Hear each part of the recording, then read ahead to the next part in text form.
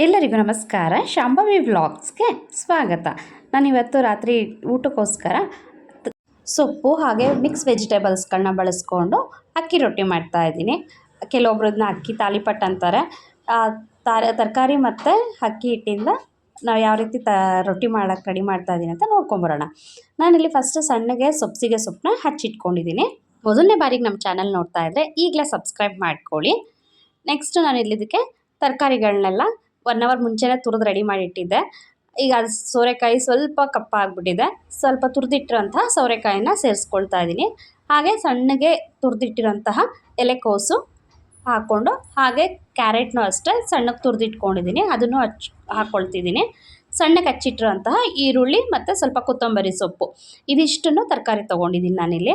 ನಿಮ್ಗೆ ಬೇಕಿದ್ದರೆ ಹಸಿಮೆಣ್ಸಿನ್ಕಾಯಿ ಕೂಡ ಇಲ್ಲಿ ಸೇರಿಸ್ಕೋಬೋದು. ನಾನಿಲ್ಲಿ ಮಗನಲ್ಲಿ ಚಿಕ್ಕ ಮಕ್ಕಳಿದ್ದಾರೆ ಅನ್ನೋದಕ್ಕೋಸ್ಕರ ಹಸಿಮೆಣ್ಸಿನ್ಕಾಯಿ ಆ್ಯಡ್ ಮಾಡಿಲ್ಲ. ನಿಮಗೆ ದೊಡ್ಡವ್ರಿಗೆ ಆದರೆ ಹಸಿಮೆಣ್ಸಿನ್ಕಾಯಿನೂ ಇಲ್ಲಿ ಸಣ್ಣಗೆ ಕಟ್ ಮಾಡಿ ಹಾಕ್ಕೊಳ್ಳಿ. 1 ಬೌಲಷ್ಟು ಅಕ್ಕಿ ಹಿಟ್ಟು ತೊಗೊಂಡಿದ್ದೀನಿ.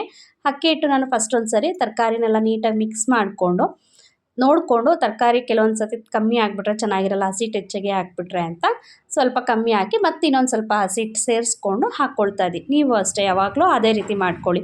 ಯಾಕೆಂದರೆ ಕೆಲವೊಂದು ಸತಿ ತರಕಾರಿ ಹಾಕಿ ಹಸಿಟ್ಟು ಹೆಚ್ಚಾಗಿ ಹಾಕ್ಬಿಟ್ರೆ ಅಥವಾ ಕಮ್ಮಿ ಆಗಿಬಿಟ್ರೆ ಚೆನ್ನಾಗಿರೋದಿಲ್ಲ. ಬರೀ ಹಸಿಟ್ಟು ಹೆಚ್ಚಿಗೆ ಇದ್ದು ತರಕಾರಿ ಕಮ್ಮಿ ಆದರೂ ಒಂಥರ ಚೆನ್ನಾಗಿರಲ್ಲ ಟೇಸ್ಟು. ಇಲ್ಲಿ ಒಂದೇ ಒಂದು ಸ್ವಲ್ಪ ಚಿರೋಟಿ ರವೆ ಹಾಕ್ಕೊಳ್ತಾ ಇದ್ದೀನಿ. ನೋಡ್ಬೋದು ನೀವು ಇಲ್ಲಿ 1/4 ಭಾಗ ಕೂಡ ಹಾಕಿಲ್ಲ, ನಾನು ಜಸ್ಟ್ 1 ಹೋಳಷ್ಟು ಅಷ್ಟೇ ಹಾಕ್ಕೊಂಡಿದ್ದೀನಿ ಚಿರೋಟಿ ರವೆ. ಯಾಕಂದರೆ ಹಿಟ್ಟು ಚೆನ್ನಾಗಿ ಬನಿ ಬರುತ್ತೆ ಅನ್ನೋದಕ್ಕೋಸ್ಕರ.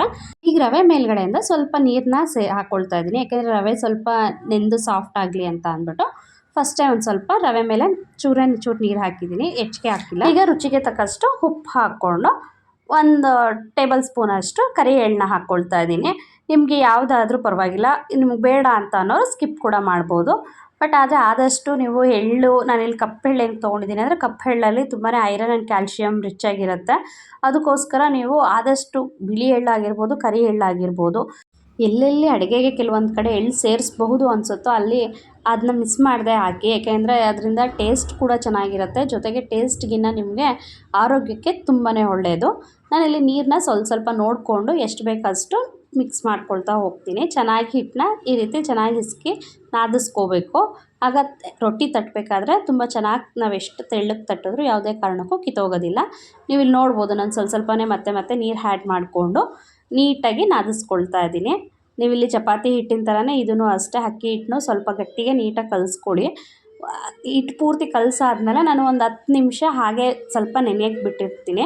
ಆಗ ನೆನೆಯಕ್ಕೆ ಬಿಡೋದ್ರಿಂದ ಆ ರವೆ ಎಲ್ಲ ಚೆನ್ನಾಗಿ ಸಾಫ್ಟಾಗಿ ಬನಿ ಬಂದು ರೊಟ್ಟಿ ತಟ್ಟೋದಕ್ಕೆ ತುಂಬ ಚೆನ್ನಾಗಿ ಹದವಾಗಿ ರೆಡಿಯಾಗಿದೆ. ನೋಡ್ಬೋದು ಈಗ ನೀವು ಈ ಥರ ಉಂಡೆ ಕಟ್ಟೋಕ್ಕೆ ಹದವಾಗಿ ಕರೆಕ್ಟಾಗಿ ಬಂದಿದೆ. ನಾನೀಗ ಒಂದು ಬಾಳೆ ಎಲೆನ ಇಲ್ಲಿ ತಟ್ಟಕ್ಕೆ ಇಟ್ಕೊಳ್ತಾ ಇದ್ದೀನಿ. ನೀವು ಬೇಕಿದ್ದರೆ ಬಟರ್ ಪೇಪರ್ ಇದ್ದರೆ ಬಟರ್ ಪೇಪರಲ್ಲೋ ಅಥವಾ ಇಲ್ಲ ಅಂದರೆ ಒಂದು ಕವರ್ ಕಟ್ ಮಾಡಿ ಇಟ್ಕೊಂಡು ಅದರಲ್ಲಿ ಎಣ್ಣೆ ಸಾರ್ಕೊಂಡು ಈ ರೀತಿ ರೆಡಿ ಮಾಡ್ಕೋಬೋದು.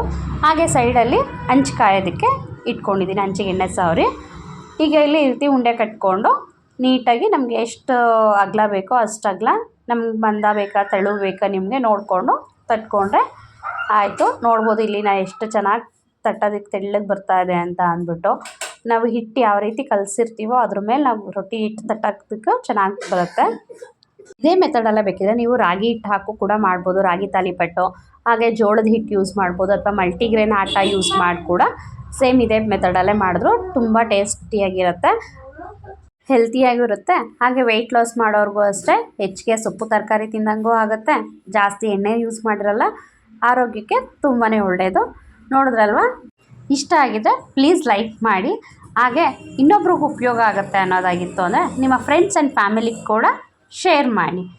ಇದೇ ಥರ ಇನ್ನಷ್ಟು ರುಚಿಕರವಾದ ಆರೋಗ್ಯಕರವಾದ ಅಡುಗೆಗಳು ಹಾಗೆ ಬ್ಯೂಟಿ ಟಿಪ್ಸ್, ಹೆಲ್ತ್ ಟಿಪ್ಸ್ಗೋಸ್ಕರ ನಮ್ಮ ಚಾನಲ್ನ ಮಿಸ್ ಮಾಡದೆ ನೋಡ್ತಾ ಇರಿ.